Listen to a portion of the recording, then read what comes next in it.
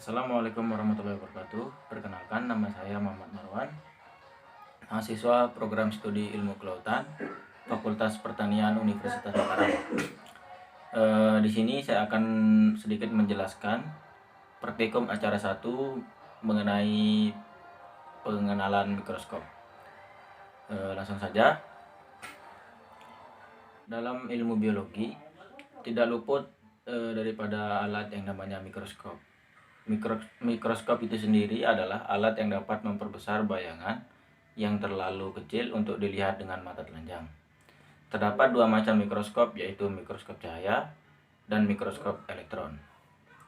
Mikroskop cahaya disebut juga mikroskop optik. Adalah mikroskop yang menggunakan sumber cahaya foton untuk memvisualisasikan gambar. Sumber foton tersebut bisa sinar matahari pada mikroskop cahaya konvensional atau lampu pada mikroskop modern. Mikroskop elektron adalah mikroskop yang menggunakan elektron statik dan elektron magnetik untuk mengontrol pencahayaan dan tampilan gambar. Mikroskop elektron sendiri adalah bidang ilmu sains yang menggunakan mikroskop sebagai alat dan radiasi elektron untuk membentuk gambar spesimen. Bagian mikroskop yang pertama adalah lensa okuler.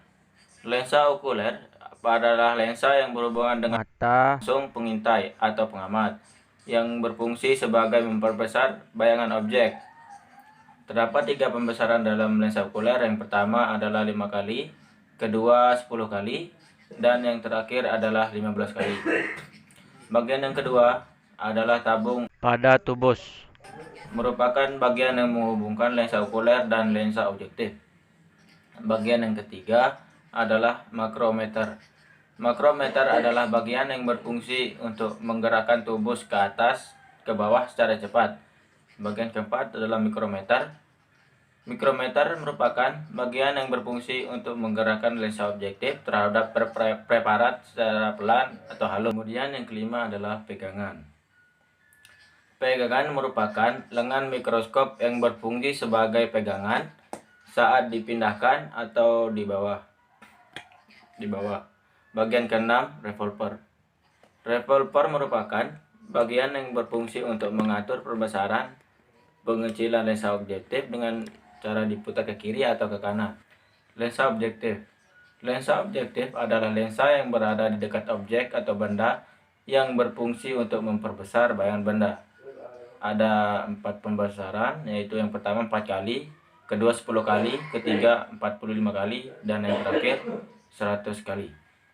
Bagian ke-8, meja preparat. Meja preparat adalah bagian untuk meletakkan objek atau preparat yang dimana di tengahnya terdapat lubang yang berfungsi untuk memberikan celah sinar untuk dilewati. Yang ke-9, klip. Klip adalah bagian yang berfungsi untuk menjaga preparat saat sedang diamati agar tidak bergeser. Bagian ke-10, diafragma. Diafragma adalah bagian yang berfungsi untuk mengatur intensitas cahaya yang masuk ke lensa objektif. Yang ke-11, sendi iklinasi. Adalah bagian berfungsi untuk mengatur sudut atau tegaknya mikroskop. Dan bagian ke-12, kaki. Kaki adalah bagian yang berfungsi untuk menjaga atau menopang sebuah mikroskop. Yang terakhir, cermin. Cermin adalah bagian yang berfungsi untuk mengarahkan cahaya kepada objek. Terdapat 2 jenis cermin, yaitu cermin datar dan cermin cekung. Yang selanjutnya, bagaimana cara mengukur perbesaran yang digunakan saat pengamatan jika perbesaran lensa okuler adalah 5 kali dan lensa objektif 10 kali.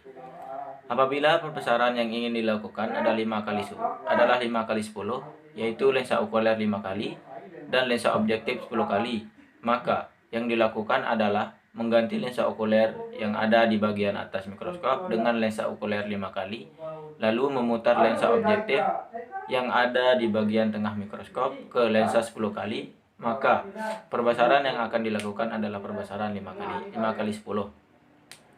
Selanjutnya, bagaimana cara memperoleh bayangan yang baik? pada pengamatan menggunakan mikroskop. Yang pertama, letakkan mikroskop di hadapan Anda dengan jarak yang sesuai dengan Anda sehingga pengamatan dilakukan dengan nyaman.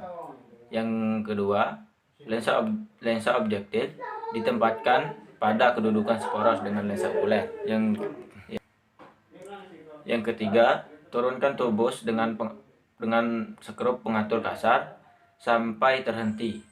Yang keempat, amati okuler dan aturlah cahaya yang masuk ke dalam mikroskop agar menghasilkan bidang pandang yang terang merata dengan mengatur posisi cermin dan diafragma kondensor. 5. Letakkan preparat atau objek yang akan diamati pada meja benda, lalu jepit menggunakan penjepit supaya objek tidak bergeser. 6. Naikkan turbos perlahan-lahan dengan skrup pengatur kasar sehingga mendapatkan bayangan terbaik. 7. Aturlah kedudukan preparat dengan menggunakan skrup pengatur pada meja preparat. Lalu, aturlah cahaya yang masuk ke mikroskop. Atur turbos halus agar mendapatkan objek yang optimal. Hanya itu yang dapat saya sampaikan. Kurang dan lebihnya mohon maaf. Assalamualaikum warahmatullahi wabarakatuh.